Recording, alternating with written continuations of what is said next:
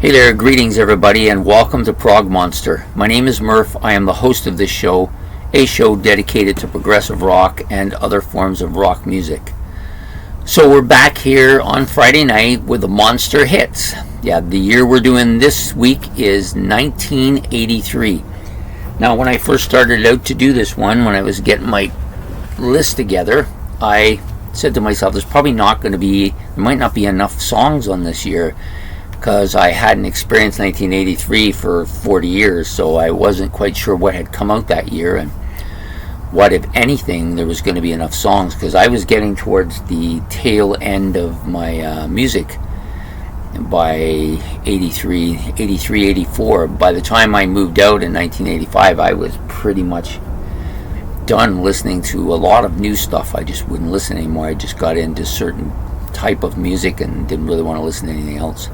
But anyways, I thought 1983 might have been the beginning of it, but after having listened to this, it was clear that that wasn't the case. So I came up with like a whole page of stuff, like almost about 30 songs, and then I broke it down to from there I broke it down to about 20 or so 10 right out the door, and then from there I just decided on the top 10 for the year, and then the other ones I put in my honorable mentions. I got quite a few honorable mentions, maybe more than I've ever had, really. The kind of funny part about this is I did a video on my favorites for Wednesday a couple weeks ago, as many of you know, where I had done two videos. I did one on my favorite bands that I didn't like but grew to love, and then the second one was on bands that I loved but I kind of grew to detest, and that grew to detest one blew right up. Everybody's watched it, and but there's 3 bands from that list that were in my final 20 songs to choose from here, which is kind of funny. I thought it was funny anyways. So anyways, we're going with the normal way in which we do this, which is I choose 10 songs and I give them to you from my least favorite or my 10th to my most favorite or my first. I like all of these songs. I haven't done one of these yet where I haven't liked all 10 of the songs. I've liked all 10 songs on this. Probably this was the hardest battle of any of them so far, especially towards the 8th, 9th, 10th spot, with some of the songs that didn't make it because there's so many of them, right? However, it was fun to do and reminded me of some stuff I haven't even thought of for a long time. So the number 10, coming in at number 10, is from the Pretenders, is the song 2,000 Miles is Very Far. Yeah, I love that song. So good. I love that whole album, but this one was one of the hits, one of the singles on it, and I like it quite a bit. The next one up comes from SRV, Stevie Ray Vaughan. And it's, of course, that big song of his, Pride and Joy. Yeah, such a good, heavy, bluesy kind of ripping kind of rhythm to it, too. It's just a really catchy song. Next up was from U2, one of those bands on that list. This song had to be on the list, though. I may not listen to U2 much anymore, care much for them anymore, but they do have some ripping tracks, and this is one of them. Sunday Bloody Sunday, I think maybe their best song ever, and I think it was actually their first song ever too. So U2's Sunday Bloody Sunday, coming in number 8. Number 7 comes from a kind of a new wave band. Now you're getting tailing towards the end of that new wave era, and this is Our House in the Middle of the Street. Our House. Yeah, Madness. Yeah, really good song, really catchy. Really like this song a lot too. The next one came from a host of singles released by this band from this album.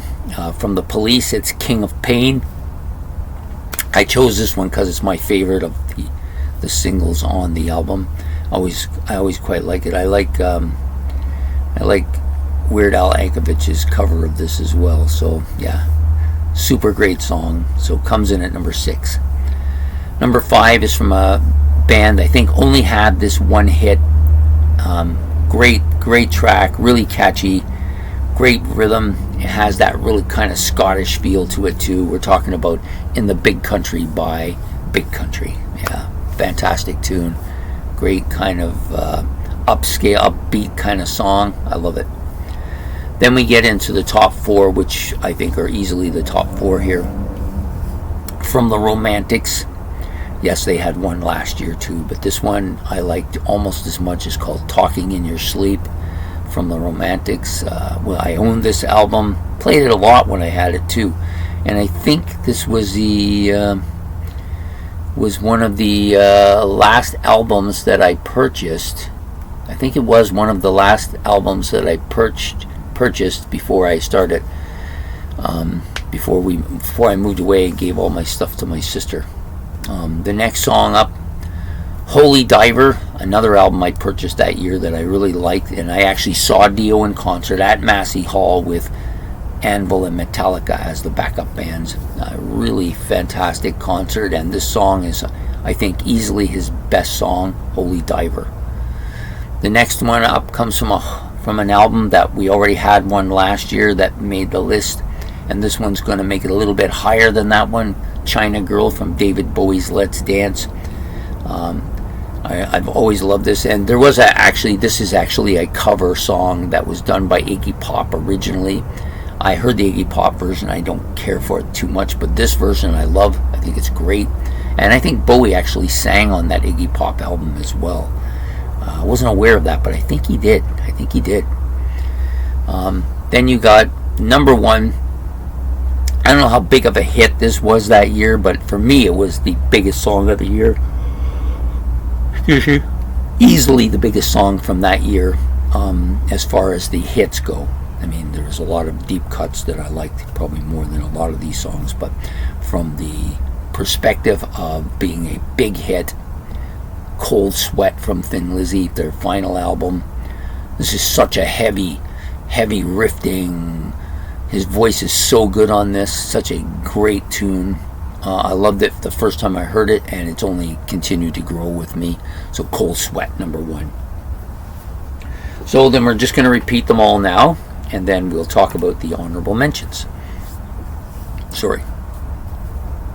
So number one was Cold Sweat from Thin Lizzy. Number two, China Girl from David Bowie. Number three, Holy Diver from the same album from Dio.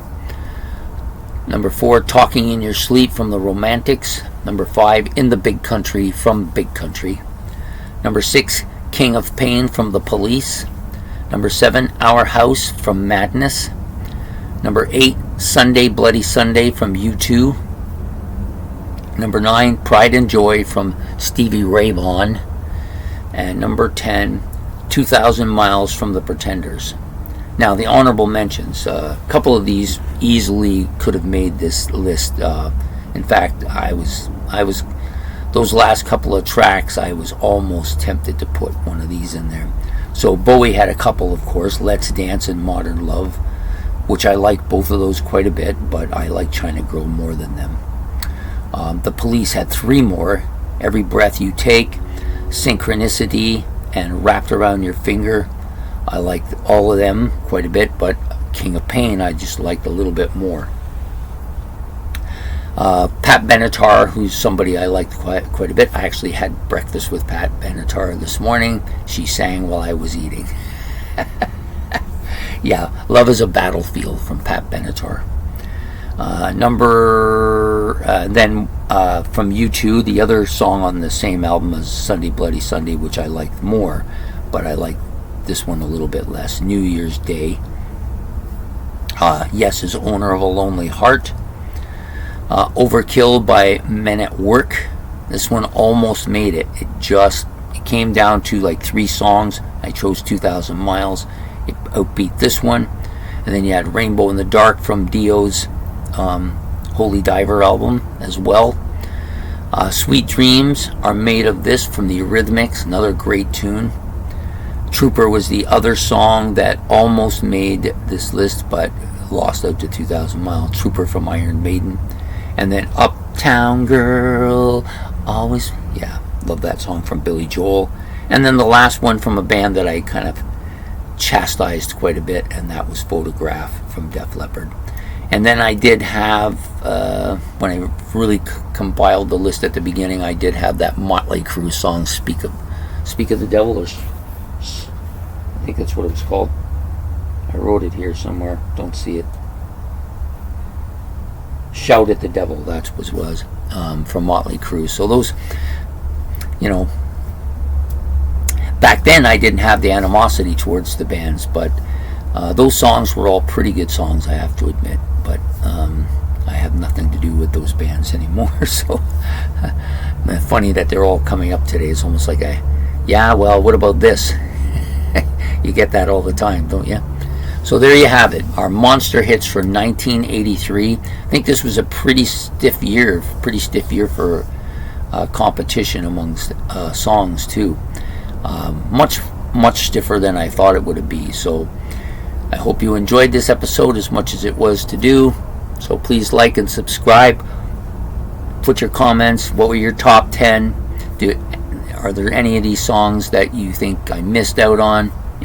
Any comment you want to make, put it in the comment section below, and we will see you next Friday night with another issue of, well, it'll be 1984 then, for Monster Hits. So take care. Bye.